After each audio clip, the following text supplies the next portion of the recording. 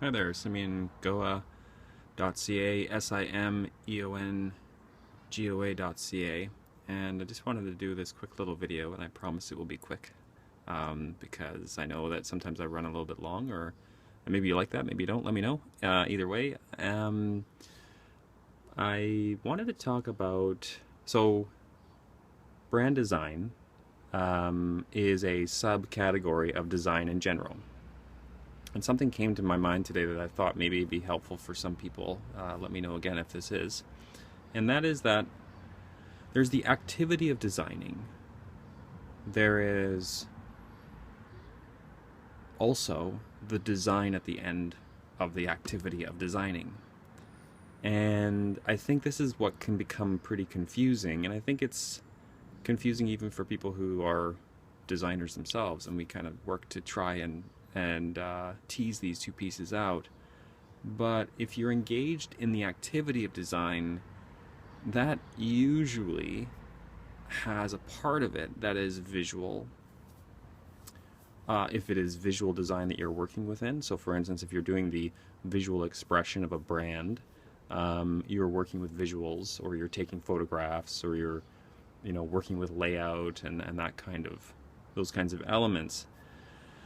And so often we lose, and if you don't know that there's all this kind of trying things out and whatnot, and we don't know what that's all about, it's pretty easy to assume that kind of somebody will create a design just from the aspiration to have a visual. And so it is a short little span between wanting a design and having a design. And in between, there's not really any sense for what designing is. And I still run into this today, and it's fine because, nobody knows processes, and process is not interesting a lot of the time, at least for some people.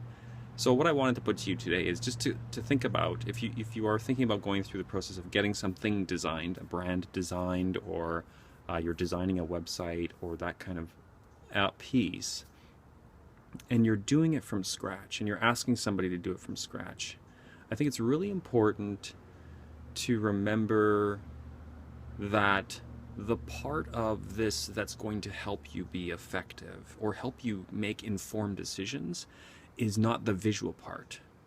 It's the intention behind what somebody's going to help you make, or the intention behind what you want to make. And this can go pretty deep. This can be informed by strategy even. And if you can go into those realms, great. But if you can't, or you can get to some extent into those realms, you want to be strategic, you want to have your design informed by something, don't start with the visual stuff. Stop. And write out what is essentially called a brief in most cases. Or intention, design intention. Use whatever word you want to use, and outline what it is you want the thing that you are making to feel like, what you want it to communicate, what you want it to do for your business. And if you can kind of articulate those to the best of your abilities first, and then go into the visual side, you're going to find that it's going to be easier to make decisions around what's working and what isn't. Side note here, last little piece.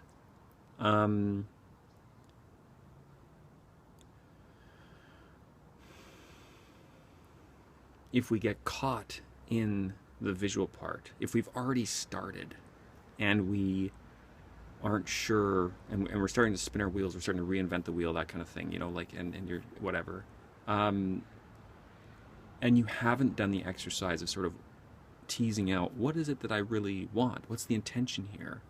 What's my objective? What are my goals for this design? What is it supposed to do anyways?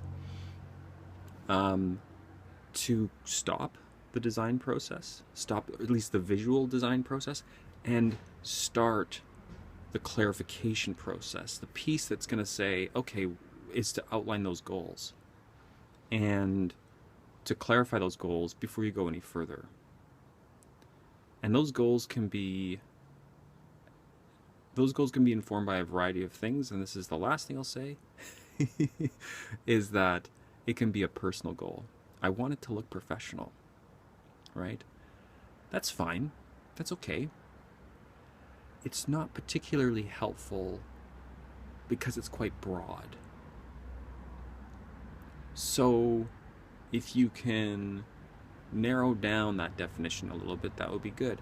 I've helped, in the past, I've helped businesses working with their brand identity who've had challenges around their clients signing checks in a way that they're writing their actual name correctly, which then causes huge administrative headaches because they get a check from a client and it's spelled with the wrong name, and then they have to get it written again.